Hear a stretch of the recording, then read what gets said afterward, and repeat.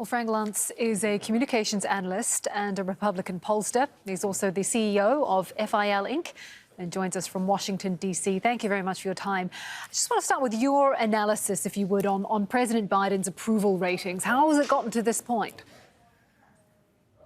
Well, the issue is that he's much less divisive than his predecessor, but that his numbers are actually worse, completely unexpected. And I think if you had to use a single word to describe the Biden presidency, it's disappointing. The public was expecting greater efforts at unity. They were expecting a more centrist approach, and they were expecting more consistency in the administration. The beginning of this was the fall of Afghanistan and the way the Americans pulled out from the country. But it has continued to economic issues such as shortages on the shelves and inflation. And frankly, the numbers have not deteriorated much among Democrats, but among the critical independent vote. They went from a majority supporting the president down to the upper 30s. That's a huge drop in 1 year. OK, you mentioned their inflation, which I believe hit a 40-year high. I mean, that is hitting people's everyday spending. Analysis of some of that said that it sort of came down to a stronger than expected bounce back from the pandemic, affecting supply chains. I mean, how does the US population see it? They see it as, and this again began in Thanksgiving, continued through Christmas and the New Year, the fact that every aspect of American life is more expensive today than it was a few months ago, and clearly than it was a year ago. And it's affecting every single American, regardless of your income, regardless of where you live, and regardless of how you live.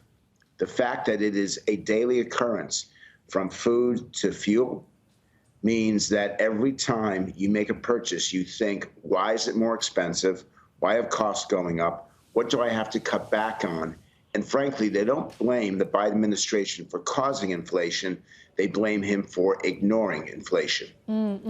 How do people feel that President Biden has performed in terms of tackling the pandemic? I mean, I was reading it's only something like 60-odd% of people are double vaccinated in the US. I mean, a country which has vaccines available. How do people feel that he's performed on that front? In the first 90 days, it's a great question. In the first 90 days, they were extremely satisfied with what was going on with getting the vaccine out to people. And they do give the previous Trump administration credit for getting the vaccines actually produced. But that approval has completely dissipated as Omicron has spread all over the country, as people are getting sick again. And quite frankly, the testing process has been, I don't know how you'd call it, anything but a failure. And so what was about a 60% approval rating in the first 100 days is now down to about 30% and continuing to fall. And that's the issue. The feeling is that they were expecting Joe Biden to be competent. They were expecting him to get things done. And they look at this administration and they acknowledge the effort, but they are very critical of the result. What's your take on how President Biden has approached the voting rights debacle? I mean, some analysis I've been looking at is talking about the timing, you know, whether this was a choice to make it a big issue, to change the narrative, to drive the narrative. Well, what's your take? Has it backfired? I never use my take. I talk about the American people as a pollster. And the public agrees with his point of view, but they disagree with the prioritization of it.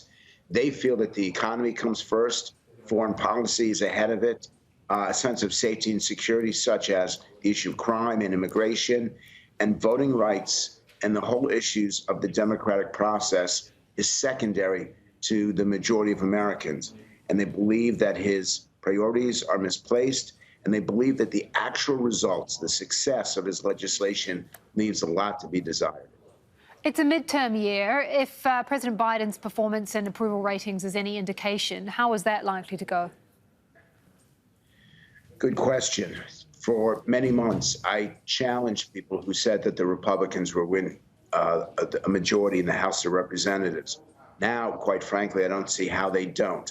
Not because of redistricting, not because of the voting rules and the voting lines, but because the disappointment with the Democrats is so high, and they continue to push the legislation that, in a generic sense, American support. But when they find out they have to pay for it with higher taxes, they strongly oppose. I don't think the Biden administration is in touch with the public. I don't think that they understand the hesitation, the concerns, and quite frankly, the anxieties that the American people have in their day-to-day lives.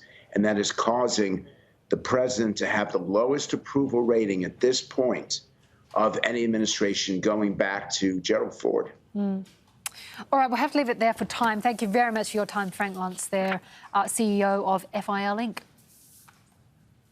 Thank you.